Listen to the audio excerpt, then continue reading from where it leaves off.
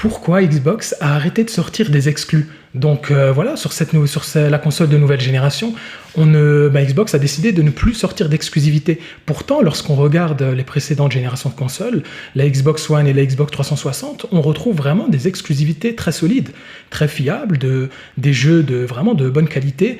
Et on va essayer de les lister un peu rapidement, essayer de comprendre qu'est-ce qui s'est passé. Moi, par exemple, si je pense à exclus Xbox, je sais que beaucoup d'entre vous vont penser à Halo directement. Moi, les Halo, je sais pas, je les ai pas particulièrement aimés. J'ai fait le 5, il me semble.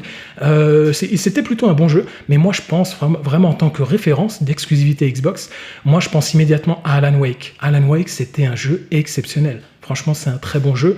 Pour moi, c'était vraiment la référence sur Xbox 360 en tant qu'exclusivité. Après, bien évidemment, comme référence en tant que jeu de sport, on a les Forza. Pour moi, c'est de très loin la meilleure licence de jeu de course. Hein. Et voilà, on a les Gears of War qui sont très bons. Ce sont de très bons jeux. La saga Gears of War, on a un très bon gameplay qui est très dynamique. C'est vrai qu'on n'a pas un scénario qui est peaufiné. Hein. Voilà, faut pas s'attendre à ça avec les Gears. Mais ça reste vraiment une très bonne licence. Et on avait aussi... Ah oui, j'ai beaucoup aimé Fable 2 et 3. Hein. Et franchement, c'était de très bons jeux. J'ai beaucoup aimé. Je vous cache pas que j'ai pas fait le premier, mais le 2 et le 3 étaient vraiment de très bons jeux. Voilà, on verra. Je vais essayer de me procurer le dernier qui va sortir. Et par contre, voilà. Donc quand on voit toutes ces exclusivités, qu'est-ce qui s'est passé ? Pourquoi ça n'a pas fonctionné ? Moi, je pense simplement que Microsoft, que Xbox n'a pas eu de chance. Ils n'ont pas eu de chance. Ils sont tombés sur des jeux, mais complètement stratosphériques. Je veux dire, les exclus Xbox étaient très bonnes, mais les exclus PlayStation, c'était des jeux exceptionnels. C'était des jeux, mais complètement lunaires. C'était des jeux, mais légendaires.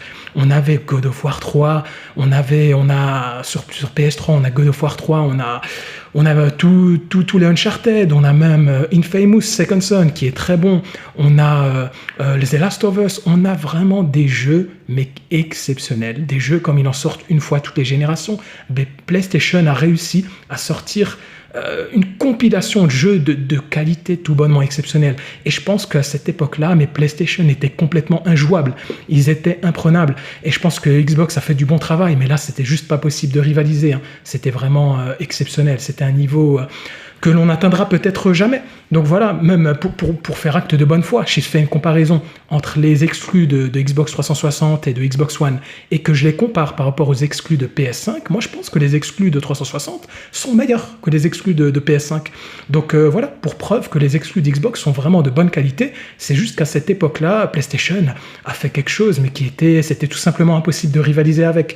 Mais c'est dommage, franchement j'espère qu'ils vont refaire des exclus très bientôt.